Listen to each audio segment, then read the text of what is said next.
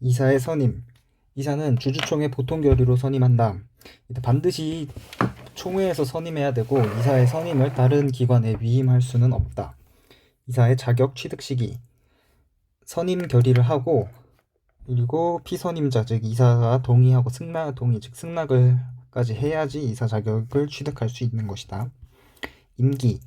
이사의 임기의 원칙은 3년 미만이다. 하지만 예외로 단 정관으로 임기 중 최종 결산기에 관한 정기총회 종결 시까지 연장 가능하다. 인원수 원칙은 3명 이상이어야 된다. 예외로 10억 미만의 회사는 이사를 한두 명만 유지할 수 있는데 이때는 각 이사가 대표권을 가지며 대표이사가 필요한 것은 아니다.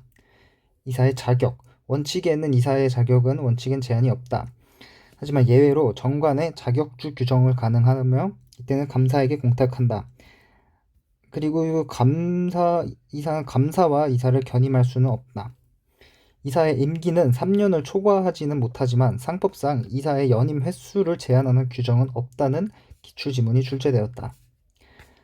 사회이사. 먼저 구분을 보면은 사내이사란 상근이사, 업무 담당 이사를 말하고 사회이사란 비상근이사, 평이사, 상무에 종사하지 않는 이사를 말한다. 사회이사는 총회 결의로 선임된 상법상의 이사가 맞지만 대우이사는 이사 자격이 없는 이사 자체가 아니다. 총회 결의가 없었기 때문에 그래서 퇴직금을 받을 때 이사의 규정을 적용받는 게 아니라 근로기준법을 적용받는다. 대우이사는 상법에서 말하는 이사가 아니다. 이사의 결격사유. 사회이사의 결격사유. 최근 2년 내 사회이사 임원 또는 피용자였던 자, 최대 주주가 자연인인 경우 그 본인, 배우자, 직계 존비속, 최대 주주가 법인인 경우 그 법인의 임직원, 이사, 감사, 집행임원의 배우자, 직계 존비속, 그 회사의 모회사 또는 자회사의 임직원, 회사와 거래관계가 있는 법인의 임직원, 그 회사의 임직원이 이사로 있는 다른 회사의 임직원은 사회이사가 될 수 없다. 총회 결의 선임 후 사내이사, 사회이사, 그 밖에 상무에 종사하지 않는 이사 이렇게 세 종류의 이사를 등기해야 된다. 사회이사에 관해서 상장회사의 특례가 있는데 일단 상장회사면은 결격사유를 좀 더 가중하고 위무화 규정이 있다. 상장회사인 경우 제한능력자, 파산자, 금고 이상 선고 후 2년 미경과자 그러니까 조금 껄끄러운 애들은 결격사유로 사회이사가 될 수 없고 상장회사의 주요 주주와 배우자, 직계 존비속, 해당 회사의 6년 또는 계열사 회사를 합산하여 9년을 초과하여 사회이사 경력이 있는 자는 상장회사인 경우에는 사회이사를 할 수 없다. 위무화. 일반 상장회사는 이사 총수의 4분의 1 이상이 사회이사여야 된다. 하지만 또한 2조 원의 대규모 2조 원 초과하는 대규모 상장회사인 경우에는 이사 총수의 과반수 플러스 3명 이상이어야 되고 사회이사를 후보추천위원회에서 사회이사 후보자를 선정해야 된다. 이 경우 상장회사에서 이 위무화 규정에 미달하여 사회이사 미달 시 최초 소집하는 총회에서 선임을 해야 되는데 이때 정기 총회인지 임시 총회인지는 불문이다. 후보추천위원회. 위원 가반수가 사회이사여야 된다. 다음 중 어느 하나에 해당하는 주주가 추천한 후보를 포함시켜야 되는데 A는 의결권 있는 경우 1000분의 30, 이때는 보유기간이 불필요. 의결권 있고 없는 것을 다 합쳐서 1000분의 15, 이때는 보유기간 6개월 있어야 되고 의결권 있는 1000분의 10 지분은 보유기간 6개월 있어야 되는 이러한 주주들이 추천 후보로 포함시켜야 된다. 이사의 종임. 일반적인 종료 사유는 민법상 종임 사유로 위임인이 회사인 경우 회사의 파산, 수임인, 이사인 경우 사망, 성년, 파산인 경우에는 이사가 종료된다. 회사와 이사 간에는 위임 규정을 준용한다. 기타로 회사의 해산, 임기 만료, 사임 등의 사유도 있다. 감사의 경우에는 이때 알아둬야 될 게 감사인 경우에는 해산이 종임 사유가 아니다. 결혼 발생, 퇴임이사는 이사 만료, 사임이사 경우 후임이사 취임 시까지 이때 해임된 이사는 포함되지 않는다는 것을 주의해야 된다. 일시이사인 경우 위 퇴임이사가 직무수행 불가능, 부적당한 경우 법원이 선임을 한 이사인데 직권이 아니라 청구에 의해서 일시이사가 된다. 퇴임이사, 일시이사의 권한 범위는 일반 이사와 동일하다. 즉 상무에 한정되는 것이 아니다. 해임 결의, 회사는 언제든지 총회 특별 결의로 이사의 해임 결의를 할 수 있다. 해임 판결, 100분의 3 주주가 본점 지방법원에 결의를 하여 1개월 내에 청구를 할 수 있다. 부정행위 또는 법령 정관 위반, 그러나 해임 결의 부결 시에 이렇게 청구를 하는 것이다. 해임된 이사의 손해배상 청구, 임기가 아직 남았고 정당한 이유가 없이 임기 중에 해임된 이사는 임기에 관한 규정이 있고 정당한 이유가 없는데 임기 중에 해임을 당한 이사는 회사에 대해 손해배상 청구가 가능하다.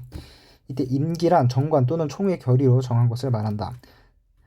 이에 대한 예로 3년 초과 금지 규정은 임기가 3년까지라는 게 아니라 임기가 없는 것을 얘기하는 것이다. 정당한 이유, 객관적 상황이어야 되고 정당한 이유의 존부에 대한 입증 책임은 해당 이사가 증명 책임이 있다.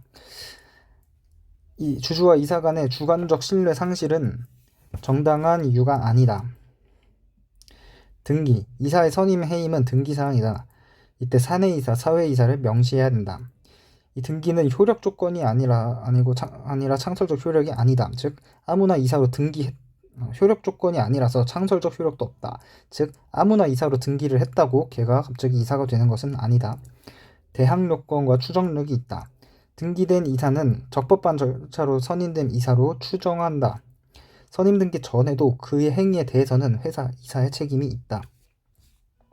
왜냐면은 이 효력이 발생한 뒤에 바로 이제 책임이 생기는 것이다.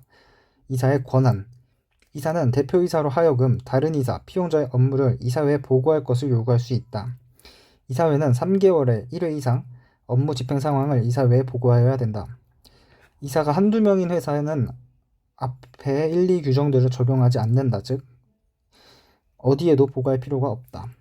이사의 보수, 첫째는 정관으로 정하는데 정관에 없으면 총회 보통 결의로 정한다. 이때 총액만 정하면 되고 이 총액을 정하면은 각 이사에 대한 분배는 이사회 결의로 가능하다. 하지만 이 이사회 결의에 포괄적으로 전부 위임하는 것은 안 된다. 퇴직금과 퇴직 위로금은 보수가 맞다. 명목상 이사도 보수를 청구할 수 있다. 이 판례로 지배인의 급여, 해직보상금은 형식상은 보수가 아닌 것 같지만 악용될 우려가 있기 때문에 보수에 포함이 된다. 따라서 지배인 급여, 해직보상금을 지급하기 위해서는 계약만으로는 안 되고 정관이나 또는 총회 결의가 필요하다. 또한 판례로 퇴직위로금이 정관이나 주주총회 결의로 그 액이 결정되었다면 새로운 주주총회로 퇴임한 특정 이사에 대하여 그 퇴직위로금을 박탈하거나 이를 감액하는 결의를 해도 효과가 없다. 즉 이미 예전에 한번 줬으면은 퇴임 특정 이사에 대해 번복이 불가능하다는 의미.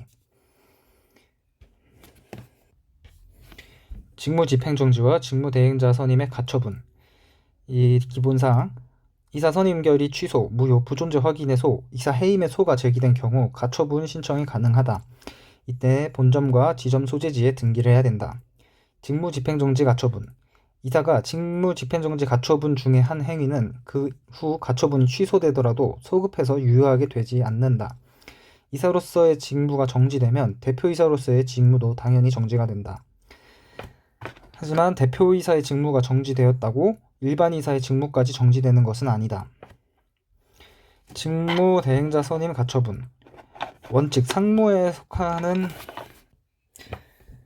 직무대행자 선임 가처분, 원칙 직무대행자는 상무에 속하는 행위만 가능하다. 하지만 예외로 가처분 명령에 다른 정함이 있거나 또는 법원의 허가가 있으면 가능하다. 직무대행자가 상무에 속하지 않는 행위를 한 경우에도 회사는 선의의 제3자에 대하여 책임을 진다. 이때 상무의 범위에는 변호사 위임, 보수계약, 정기총회 소집이 포함이 된다. 상무에 포함이 되지 않는 행위들은 권한 전부를 타인에게 위임하는 것, 임시총회 소집, 신주 발행, 사채 모집, 영업 양도, 중요재산 처분, 목적사업 변경, 이사회 구성 변경, 취하, 인락 등의 소송 행위, 이와 같은 내용이 안건인 정기총회 소집 등은 상무가 아니라서 원칙적으로 직무대행자는 이러한 행위들을 할 수 없다는 거 주의. 즉 상무인, 변호사 위임, 보수계약, 정기총회 소집만 할 수 있다.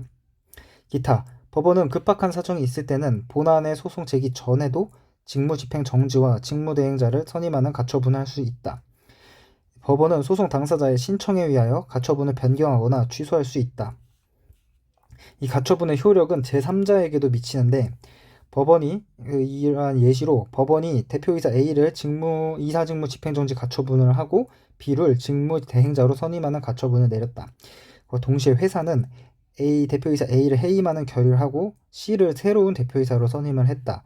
이러한 상황에서 선의의 제3자 X은행은 이 회사가 선임한 새로운 대표이사 C와 계약을 체결한 경우에 대해서 가처분이 취소되지 않는 한 새로운 대표이사 C는 대표이사로서의 권한이 없다.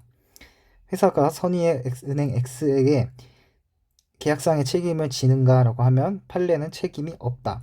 왜냐하면 가처분에 대한 선의는 책임이 없고 이때 한 거래 행위 자체가 그냥 무효이기 때문이다. 즉 정리를 하자면은 상무를 벗어난 행위에 대한 선의의 제3자는 보호를 받을 수 있다. 하지만 가처분이 있는지 없는지도 모르고 거래한 선의의 제3자는 보호받을 수가 없다.